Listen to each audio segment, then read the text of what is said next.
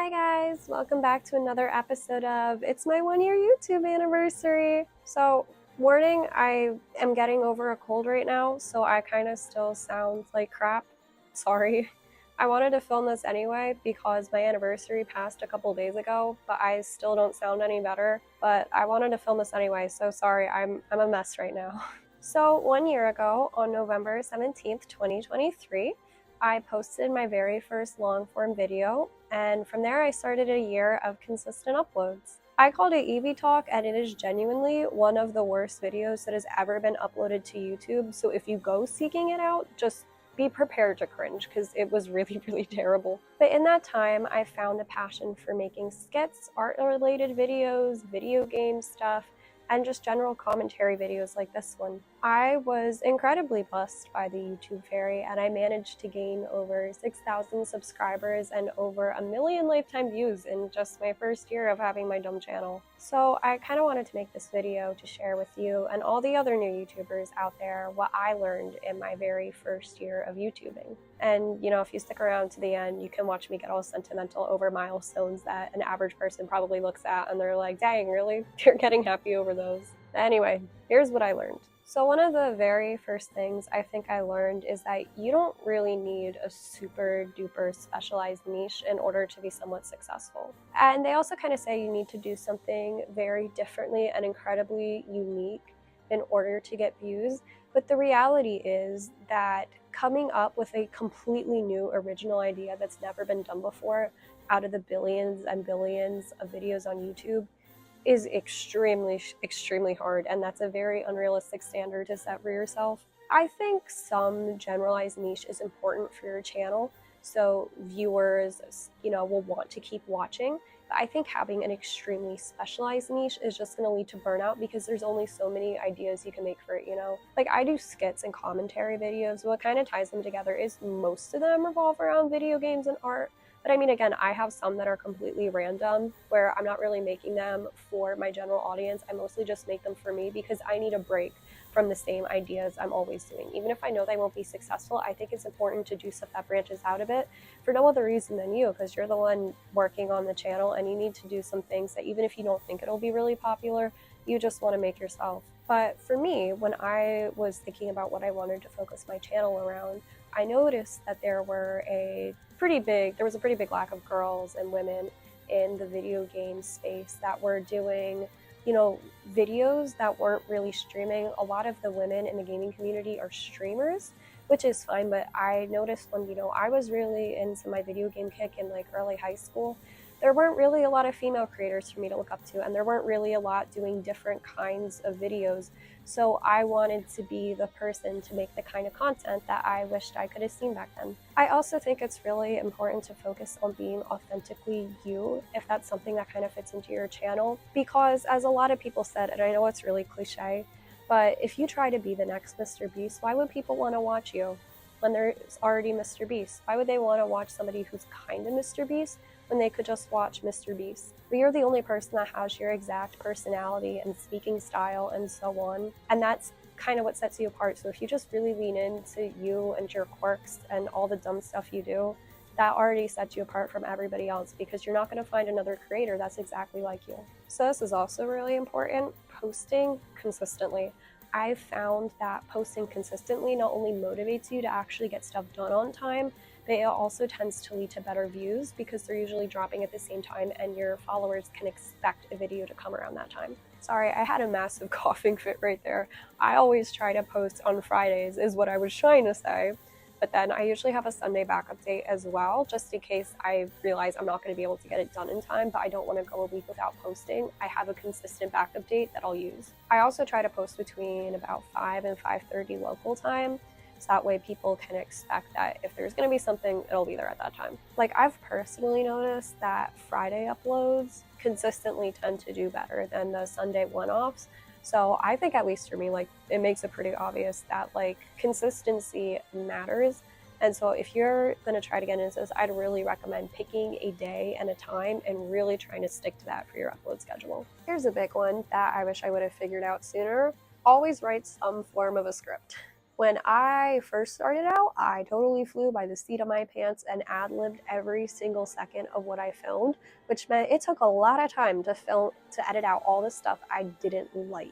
When I started out, I did not write anything for my videos. Everything that you saw was totally ad-libbed, which meant I had a lot of stuff I needed to edit out, and the humor was always off because everything I'd say was literally just what I'd think up off the top of my head in that very moment. So then afterwards, I tried fully scripting, but that didn't work either, and that was a lot of work because it is really tough to remember every single word you wrote out that you're supposed to say to make what you're trying to say work. So I have personally found in the past few months that bullet points tends to work really well for me, pretty detailed bullet points, because then you can remember what you're going to say and you can frequently check back, and it allows you to, to plan out jokes in advance, but also allows a lot of room for ad-libbing, right? I'll write maybe like a sentence and then I'll completely build off from there. So like for this point specifically, if I look at my notes, it says, I said that detailed bullet points helps best because it allows room for improving in tangents. So everything I have said aside from that was completely off the top of my head, but that allows me to kind of just stay focused and have something to build off what I want to say. I mean, what works will kind of vary for everybody. There are a handful of people that can work going fully scriptless, but they are few and far between. Almost everybody needs some sort of guidelines to follow in order to ensure you're saying what you want to say. So while you might not need to fully script things, I would always, try to have something as a reminder for what you want to talk about, because it's very easy to forget when you pull out the camera and get nervous. So bullet points are the way to go.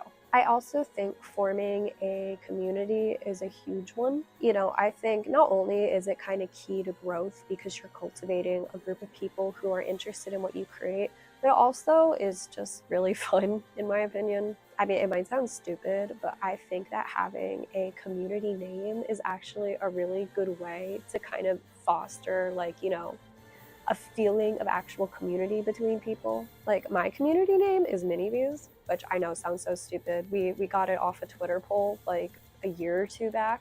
I know it sounds dumb, but I also think it's kind of adorable when I see people refer themselves as that, and it also gives me a collective community name. So I'm not constantly bothering people with posts with like, hey y'all, hey everybody, hey guys. Having a name really builds a sense of community. So even if it seems really dumb, which I still kind of think mine is, I still think it's a really great idea if you want to actually foster some semblance of a community. Having a community Discord server, I think, is also a really good one. I mean, I'm not very active in it because life is busy, but it makes me really happy to be able to have provided a safe space for people to talk about their interests, whether it's video games, Hololive, or like whatever you're interested in. Especially with the way Twitter is going, it feels like there needs to be more places online to just, talk, in a somewhat moderated space where people are being respectful and kind and just sharing what they're interested in. And it makes me really happy to have created a space where people feel they can just talk about whatever interests them and just, share what they're thinking without being spammed by bots or hateful comments or whatever Twitter's got going on right now. Okay, so this is probably the part you're really actually looking forward to, which is tricks I personally use to increase my reach. So I'm not sure if this feature is available to everybody yet or if it's still in a beta test, but I always use the multiple thumbnail test when I upload stuff, which is a newer feature where you're allowed to select up to 3 thumbnails and the algorithm will test to see which one performs best, because that way it allows you to kind of, have a bit of flexibility with what thumbnail you think might work and try some different ideas to see which people prefer to see. And instead of using keywords in video descriptions, like I know some people do, I try to use the hashtag system. I usually do about 3 or 4, and I try to optimize what I think is going to be most relevant. Just because a tag doesn't have millions of videos in it, it doesn't mean that won't help. Like, I use the Xenoblade tag, which only has 20 to 40,000 videos, but they usually do pretty well views-wise compared to some of the others. So picking relevant hashtags, I think, is really important. And engagements-wise, I try to reply to all comments on my videos within the first few days. For the first few days, I will try to reply to everything really soon, because that keeps engagements up and it keeps the video going until either the algorithm picks it up or it just kind of slows off. So that's why I don't actually use the auto schedule feature. I am always like sitting behind my iPad trying to manually upload stuff at the time I want it uploaded, because the one time I tried doing manual upload because I was going to be away from my device for a few hours, I wasn't able to reply to comments, and so there was nothing to keep engagements going for the first few hours, which I think are absolutely crucial to whether something might get picked up by the algorithm later. So it works for some people, but especially if you're small, I would really try to be online when you're uploading stuff so you can interact with all the comments and increase your engagement, because that is what's going to make YouTube continue to recommend it to people. If a video is struggling, depending on the topic, sometimes I'll change the title to more align with titles that, popular videos in that area have. But again, sometimes you got to recognize some videos just aren't going to succeed. That's just how it is. Sometimes I make ones knowing they're not going to succeed, but I don't care, because sometimes it's fun. But when it's a topic that I think should do pretty well, and it's not getting really picked up by the algorithm, then I will look at other videos that have done well, and I'll kind of adjust my title to align more with those and see if that helps, and it usually does. And here's kind of a big one. So I have found that if your face is present in the thumbnail, it always does better than ones where your face isn't in the thumbnail. All of my worst performing videos are ones where my face isn't in the thumbnail. And I know like sometimes when people hear that, they think, but I'm not super attractive. Like people aren't going to click. Guys, I'm not like an exceptional beauty or anything. Like people are not clicking a video because they see my face and they're like, oh yeah, I want to listen to her talk because she's so gorgeous. I wish, but people just want to see a person because it makes the content feel a lot more relatable and genuine. And especially now with how much AI content is out there, people want to see your face because that tells them you're a real person making the video. If you're clicking on a faceless video, for all it could be completely AI generated voices, you might not be listening to a real authentic creator. And I think that's something a lot of people want. I know right now, people are really into the whole minimal editing and just very genuine, down-to-earth style videos, because there's just so much overproduced, over-edited, AI-assisted stuff that people just want to see an authentic person, somebody who can just sit down and look at the camera and talk to them with minimal editing and not constantly trying to overstimulate them. So I know it's hard to not get self-conscious about putting your face on a thumbnail. Trust me, I know. I am probably one of the most self-conscious people on this platform, but even I have recognized that having my face on there somewhere, no matter how terrible I look, drastically increases engagements because people just want to see a person they can relate to. So please, if you are doing anything that involves your face, seriously consider including your face on the thumbnail, because people want to connect with you. They want to connect with you as a creator. They don't just want to listen to some generated voice talk, because anybody could do that, but not anybody can be you. So just something to consider. And I also think it's really important to find a good balance between consistency, but also not running the risk of burning yourself out. Like, yes, posting consistently is good, but burning yourself out is a very not good thing. And it's a very easy way to get your channel to die off after not having it around for very long. It is better to take a week or two off, to take a break and recharge, than to be pressuring yourself to post consistently every day or every week and burn out within a couple of months, because then it's very hard to get back into something once you've actually legitimately totally burned out of it. Like, take it from me, I'm a college student, I'm on the dean's list, I try to go to the gym for an hour every day, I try to balance, extracurriculars and meeting up with friends and getting all my homework done while still finding the time to work on art and make videos. And so I get it. It is hard to be consistent. And I try my hardest to be consistent, but sometimes you just have to take a week off to just slow down and just take a break from it, because you will just wreck yourself if you're trying to force yourself to do it all. You don't want to give up other stuff in your life just for the sake of consistency. I mean, yes, your engagements will probably take a hit. It really sucks, but it's better to take a break and be able to keep at it for years, enjoying it, than to be uploading consistently for a couple of months and then burn out, and then your channel just dies off because you have no interest in continuing it. And now, let me tell you the truth about ad revenue. YouTube AdSense is trash. I think I'm literally one of the lowest paid people here. I swear to God. So my Xenoblade video, the one has over 800,000 views.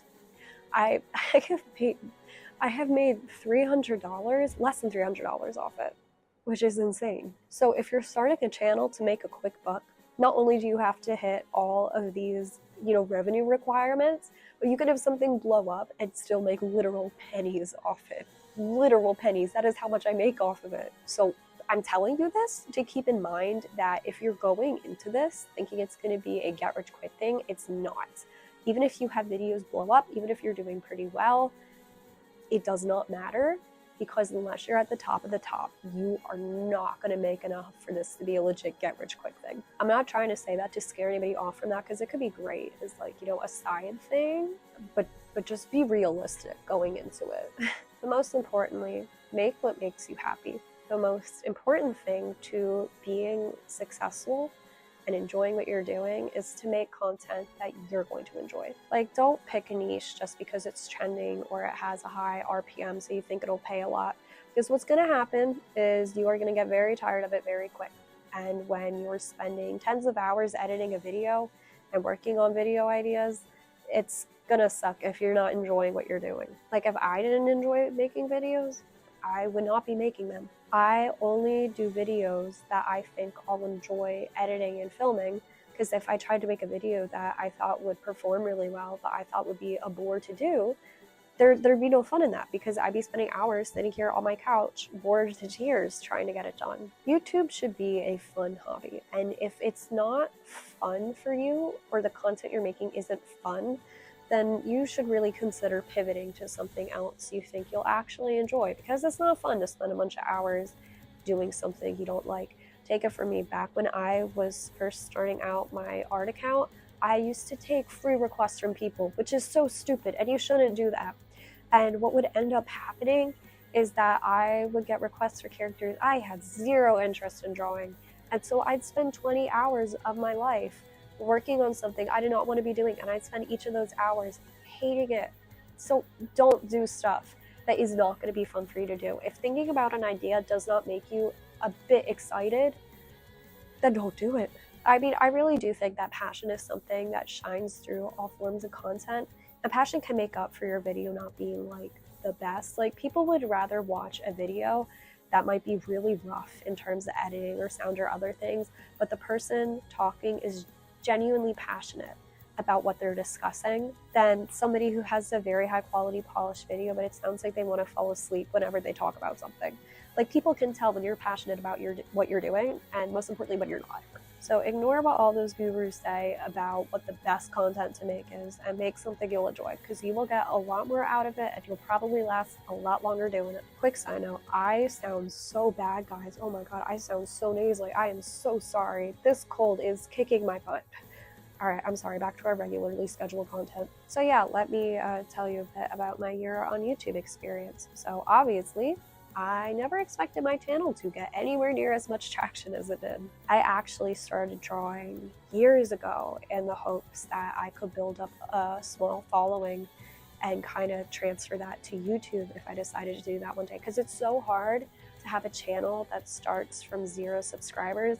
So my thought back then was, if I even get 100 followers now and some of them come over to YouTube with me, that it'll be so much easier because I won't be starting from 0. But I mean, while doing that, I found that I actually really loved art, so I was kind of questioning for a while if I even wanted to make the jump to YouTube at all, because I ended up liking art a lot more than I thought I would. YouTube was kind of a dream I had for a long while, but it wasn't something that I ever thought I'd have enough confidence to do, because it takes a lot to put yourself out there and completely open yourself up to the internet's many criticisms. So I created my channel in May of 2023, but I didn't start posting it, and the reason I created it on that date was because that was the day I auditioned for Hololive in Ninji Sanji, and I didn't audition for them thinking I'd get in. Like, I totally screwed up my audition. It was kind of just like a thing I wanted to do to prove to myself that I had the confidence to do things that people talk about, but is really hard to actually do. I wanted to prove to myself that I wasn't just all talk, and that I could actually do something and find the courage to put myself out there and take a shot. And it's been really hard at times, not just being a small channel, but also hate comments. Those are tough. I can take, nasty comments about the quality of my content or the stuff I'm talking about or whatever, like about the video, because one, people are not always going to agree with everything I say. And I totally get that. I wouldn't want everybody to agree with what I say, because I hate echo chambers. I am more than happy to hear opposing opinions. And I get it. Like, I have a relatively low quality setup. I film using my cell phone. I use a $20 mic from Amazon. I'm filming in my dorm room. I know it's low quality. I'm doing the best I can. And so if people are criticizing my audio, you know what? Fair game. I know it sucks. Like, that's fair. But when my Xenoblade skip blew up, it almost felt like a curse how well it was doing, because with a lot of views come a lot of hate comments, and most of the hate comments on that video were primarily about my appearance. So that was really tough. There was a while when I didn't know if I was going to be able to keep going after that.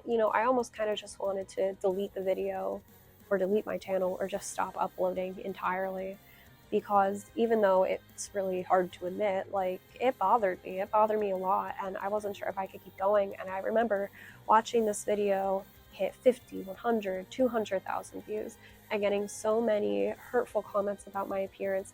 I was like, I don't know if this is something I want to keep doing. Like, it's no fun to just be opening yourself up to so many hurtful comments.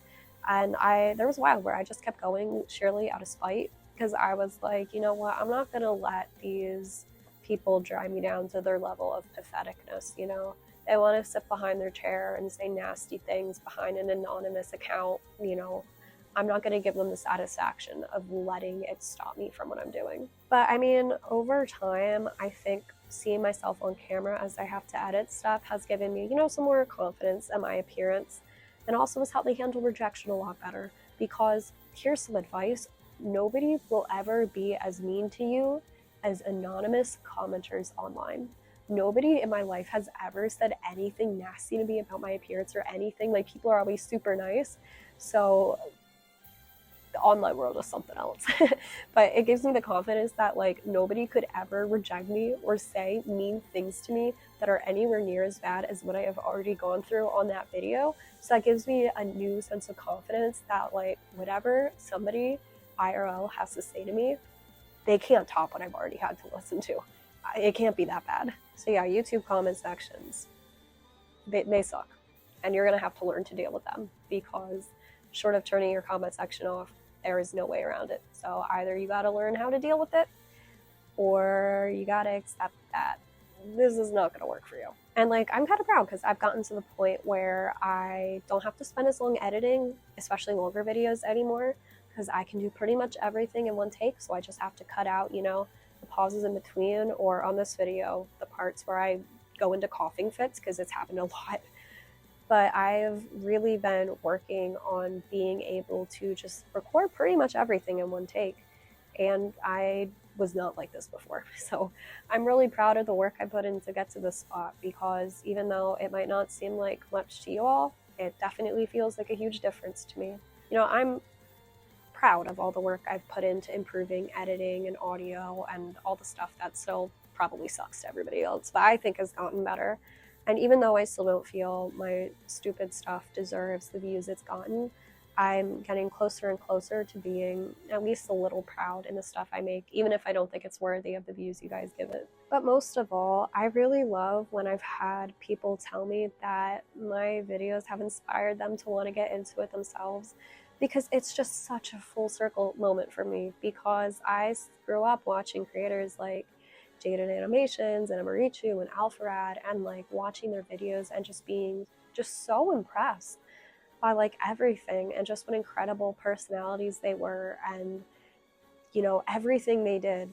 And so for people to come back to me and say, your videos make me want to give it a shot myself, it makes me so happy, and it's so full circle, because I never imagined I could have an impact on people the way these creators had an impact on me, because I'm nothing like them, but then people say I inspire them just as much as they inspire me. So that's pretty incredible, and it's definitely one of the most rewarding parts of everything I've been doing. So yeah, I'm not gonna force you to listen to my nasally voice much longer because this is getting brutal for me over here. But thank you guys for supporting me over the last year, because it's been a pretty great ride, and I'm really grateful to everybody who has clicked that subscribe button or clicks on the thumbnails with my dumb face and is like, sure, I'll give her a shot. I am really excited for all the avenues I might explore over the next year between now and my second channel anniversary, whether it's just exploring different video ideas, whether it's maybe selling stickers or other merchandise of some of my artworks,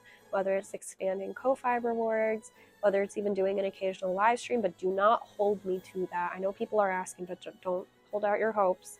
You know, I'm excited for all the things that might come within the next year. I am just really grateful for all the opportunities I've been provided since I started my Twitter art career, and to say that I'm kind of in shock I'm at the point I am now would be really an understatement. My goal for the whole year was to get 1,000, and I will show you the tweet where I predicted that. Well, that was my hope. And I remember posting that and thinking, God, everybody's going to think I'm like so entitled, thinking I'm somehow going to get 1,000 in my first year. I did not think it was going to happen. So to be sitting here on the other side with 6,000, I feel like if I could talk to the me from last year, who was starting videos while going through a really terrible first year of college, who was making videos just to have something to cling on to, you know, I feel like if I told her she'd end up with 1 million lifetime views, like by the next anniversary, she'd be like, girl, shut up. You're just saying that. So really, thank you. So yeah, thank you guys for being here, and I wish you all the luck in the world with your own channels. So take care. Happy Thanksgiving, even though it's late. Thank you guys for supporting me and all the stuff that I do. And yeah, I'll see you next time. Hey, so if you stuck around, I'm sorry to keep talking when I sound like trash, but I actually wanted to talk a little more about the ad revenue, and I'm so sorry for plugging myself, but you know what? I haven't done it yet, so I'm going to do it this once. If you follow me on Twitter, you probably know I post a lot of art, and if you're ever interested in supporting me a little more, because let's be real, my ad revenue is not good, I actually have a Kofi that's set up similar to a Patreon, except it allows for one-off donations and full memberships. So I have like a $1 a month tier, 3, 7, and 12, or 15, I think, where I post a lot of work in progresses of the artworks I make. I do monthly chibi pulls, so those little ones you see me post every month, those are all from there because I take suggestions over there. So if there's a character you really want seen, that's the place to suggest it. I'm not trying to push this on anybody. I just realized I have not advertised it at all. And if I'm going to complain about ad revenue, you know, I may as well be like, yeah, no, it's not like I'm totally screwing myself over.